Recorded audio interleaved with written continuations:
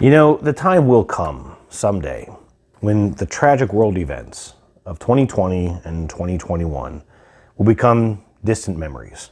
The kind of thing that our mind will, need a little mental poke to remember. Someday we'll be sitting there, playing our favorite board game, rifling through the components, and that card will slip out. Pandemic. Boy, that takes me back. Wait, what game is this? Mission Control, this is Lagolia Captain. Ready to commence pre-launch checkout. 10-4, Lagolia, ready on your mark. Affirmative. Up first, mission status. Lagolia, mission protocols are loaded. Thruster status. Thruster status is A-OK. Affirmative. And what about those little sciencey thingies? Sciencey things are on board. 10-4, let's go.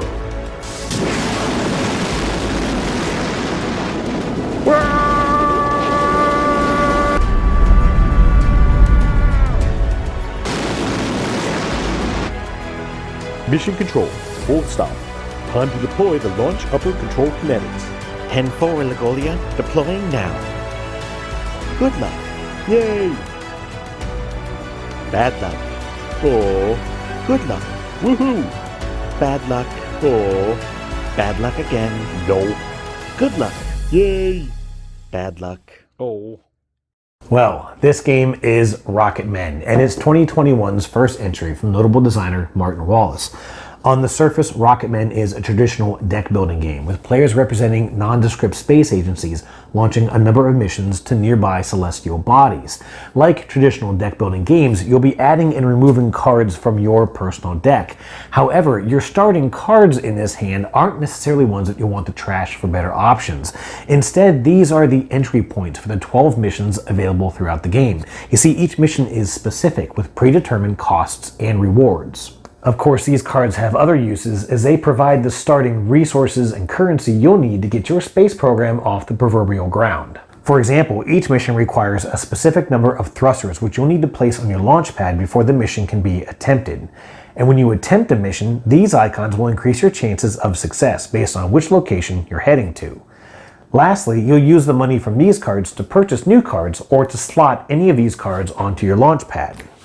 Speaking of Launchpad, that exists here on your personal player board. This board gives you a place to slot your current mission, spaces for permanent upgrades earned through mission rewards, an area for the Launchpad, and compartments on which to store a surprising variety of subsets of your deck.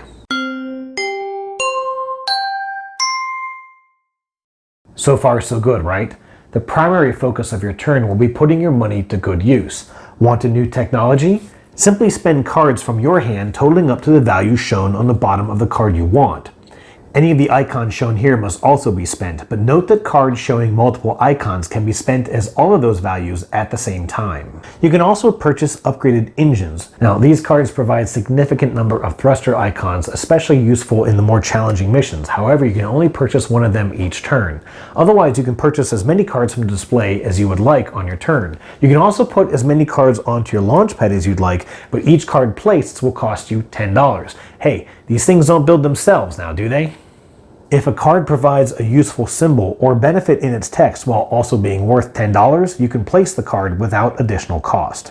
Now, your cards can do more than just the icons depicted on their corners. Some of them have special abilities that trigger if the card is used in certain ways. For example, if you're using it to purchase an additional card, or you may have to discard a card to take advantage of its special ability.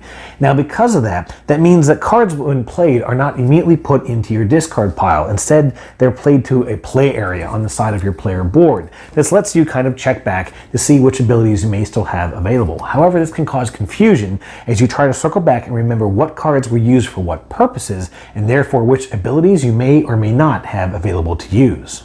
Now, some of these cards are used specifically during missions. As the last action on their turn, a player may choose to launch their current mission. Doing so triggers a Push Your Luck minigame and uses this mission track across the main board. First, you make sure you have enough thrust icons required by the mission. Then you look for icons on your launch pad matching the icon at the target destination. For each matching symbol, you move the marker one space up the mission track. Lastly, you'll check the text of cards on your launchpad for any special bonuses. Thankfully, the developers included this symbol on each card with benefits specific to launching missions. Now, in the unlikely chance that you've reached your destination by the end of this process, well then the mission is already a success. However, you'll likely still have a ways to go, and that's where the luck comes in. These icons on the mission card represent the number of cards you can draw from this Mission Success deck. This is a small deck of cards with numbers ranging on them from 0 to 4. You'll reveal these cards one at a time, moving your marker up the mission track the number of spaces shown. Now, if by the last card you've reached your destination, then the mission is a success. However, if the last card doesn't get you there, then the mission is a complete failure. You'll have to wipe your entire launch pad and start over. However, you can abort a mission before you reveal the last card. You'll still have to trash a couple cards from the launch pad, but only one less than the number of cards revealed. This actually encourages you to attempt a mission as soon as you can, in the 5.6% chance that the first card you reveal is the lucky number 4. If the mission is successful, then you place one of your tokens on a scoring slot for that mission, with the first player to do so gaining an extra victory point. Also, the first player to successfully complete a mission on the Moon or Mars scores a token that gives them an extra point at game's end. You'll then place all the cards from your launch pad into your discard pile and remove the mission card from the game. You'll also gain a permanent bonus based on the mission itself. This can range from permanent thrusters installed in your launch pad to increasing your hand size to even getting permanent income each turn if you build one of the game's 2 space hotels. Wait, that makes sense now. You're getting the money from the people staying at the hotel. Shit, that's brilliant. And by the way, that pandemic card from the start of this video, well, there are 3 different threat cards in Rocketman, and each playthrough will have one of these seeded into the asset deck per player. These are a bit of an odd inclusion in the game. See, they come out of the asset deck and get purchased just like any other card. However, they don't represent an upgrade to your agency. These are more like a global challenge, which your agencies must work to help the world solve. Each one is worth 2 points at the end of the game. However, ironically, once you purchase them, they just kind of clog up your deck, and every time they come out into your hand, you simply have to discard them with no other benefit. If you do manage to trash them from your deck, you do still score the points at the end of the game, and that's good. However, in my playthroughs, I've noticed that players just kind of tend to ignore these things completely. That might be because they're fairly expensive to acquire in the first place, or the fact that they clog up your deck.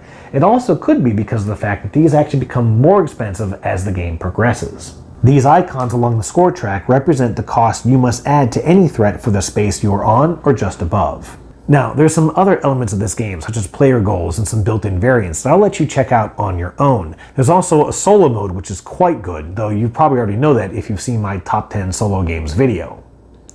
Oh, crap. Sorry, I'm late on that one. Anyways, what I really like about the game is the pressure you feel between trying to build up your mission and trying to build up your deck. Those player goals that I kind of glossed over, they incentivize players to accomplish certain missions first, and that adds kind of a race element to the game. But there's also the pressure you feel in trying to decide how much success you build into your mission and how much do you rely upon the mission success deck. And of course, there's always that stress that happens when that really good card pops out in the display and everybody wants it. But I feel like Rocketman makes that stress a little more manageable with some generous exceptions to what I feel are deck building norms.